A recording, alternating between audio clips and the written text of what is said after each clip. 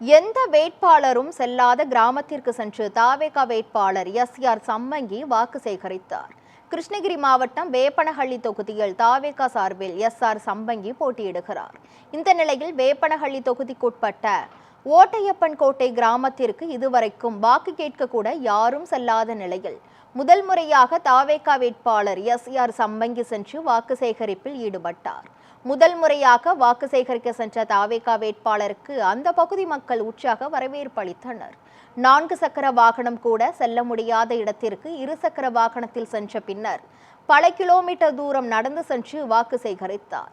அந்த பகுதி மக்கள் எஸ்.ஆர். சம்மங்கியிடம் அத்தியாவசிய தேவையான குடிநீர் வேண்டுமென கோரிக்கை விடுத்ததை அடுத்து தாவேகா ஆட்சி அமைந்தவுடன் உடனடியாக இந்த கிராமத்திற்கு ஆழ்துளை கிணறு அமைத்து தரப்படும் என்று உறுதியளித்தார். போரே போட்டு தரேன். நீங்கள் பாயிண்ட் மட்டும் பாருங்கள்.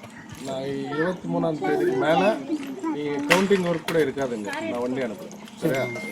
போர் போட்டுக்கிறேன்.